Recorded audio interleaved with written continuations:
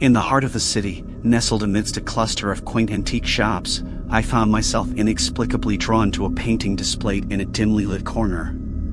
The artwork was haunting, depicting a young woman with flowing ebony hair, her eyes a shade of blue that seemed to pierce through my soul. Entranced by her enigmatic smile, I decided to purchase the painting and bring it home. From the moment I hung the portrait in my living room, an eerie atmosphere settled over the house. The air grew heavy, and whispers echoed through the walls at night. I dismissed it as mere imagination, but soon, the inexplicable occurrences escalated. The temperature dropped dramatically whenever I passed the painting, and an unsettling feeling enveloped the room. One night, as I gazed at the portrait, the woman's lips moved, as if she were trying to speak. "Help me," she whispered, her voice filled with desperation. A chill ran down my spine, and I knew I couldn't ignore her plea. Determined to unravel the mystery, I immersed myself in research, discovering that the woman was a powerful witch trapped within the painting centuries ago, cursed by an ancient spell. Driven by empathy and curiosity, I delved into the realms of ancient rituals and arcane knowledge. Guided by long-forgotten texts, I devised a plan to break the curse and set her spirit free. Gathering rare ingredients and drawing protective symbols, I prepared for the ritual that would hopefully grant the woman her freedom. The night of the ritual arrived, the air thick with anticipation. With trembling hands, I lit candles and chanted incantations, calling upon the forces beyond. The room seemed to pulse with energy as I followed the ritual's intricate steps, each word resonating with ancient power. As the final words left my lips, the painting trembled, and the woman's expression shifted from despair to gratitude. A brilliant light engulfed the room, blinding me momentarily. When my vision cleared, the painting was empty. The woman had vanished, her spirit released from the confines of the canvas. A profound sense of fulfillment washed over me as I realized I had helped her find peace. In the following days, the house felt lighter, as if a heavy burden had been lifted. The whispers ceased, and the temperature returned to normal. I couldn't help but marvel at the transformation, knowing that I had played a part in breaking the curse that had bound the witch for centuries. The enchanted portrait, once a source of fear, had become a testament to the triumph of empathy and determination over ancient malevolence.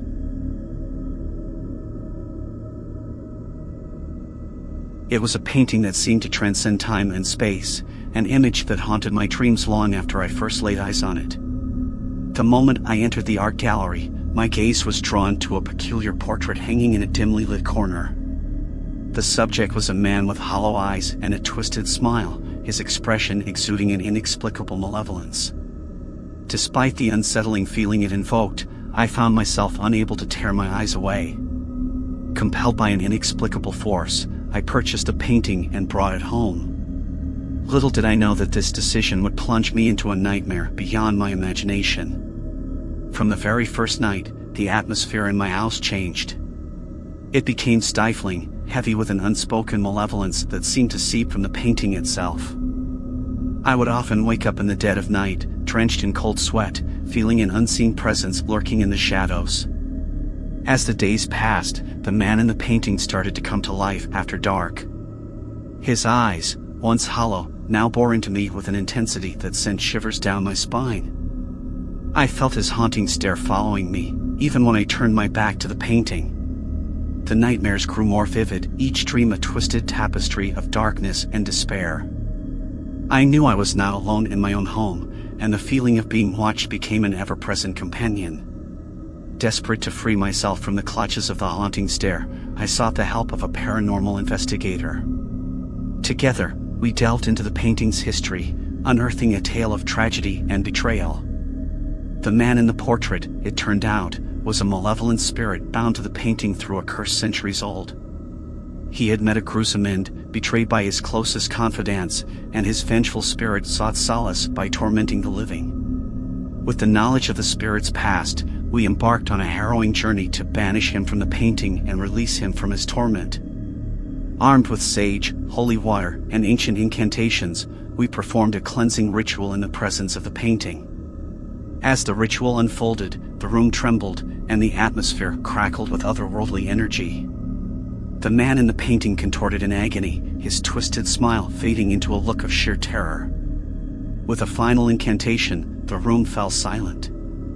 The painting, once a vessel of malevolence, now appeared serene. The haunted stare had vanished, replaced by a sense of calm that permeated the room. I felt an overwhelming relief wash over me as I realized I had successfully banished the spirit, setting both him and myself free from the clutches of the cursed painting.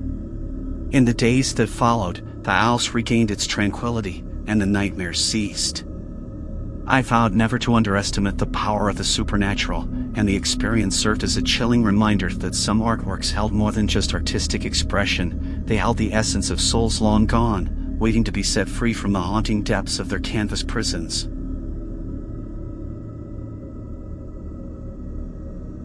The old mansion, a decrepit relic of the past, had always fascinated me. It was a place shrouded in mystery, its halls echoing with the whispers of long-forgotten secrets. When I inherited the mansion from a distant relative, I couldn't resist the allure of its dark history. Among the belongings left behind, there was a portrait, a haunting depiction of a woman with sorrow-filled eyes and an aura of quiet determination. Despite the warnings from the locals, I decided to keep the portrait, feeling an inexplicable empathy towards the woman in the frame. Little did I know that her presence would unleash a storm of supernatural vengeance upon my life.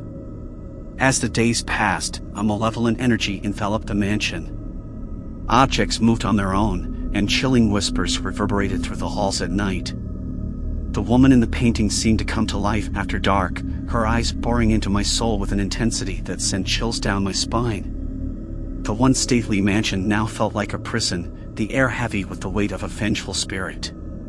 Driven by desperation and fear, I delved into the mansion's dark past, unearthing the truth behind the woman's tragic fate.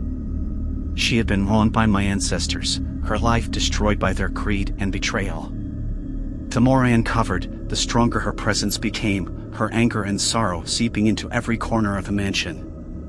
Realizing that the woman sought revenge for the sins of the past, I knew I had to atone for my family's deeds. I embarked on a journey to right the wrongs, seeking redemption for the sins committed by my forebears.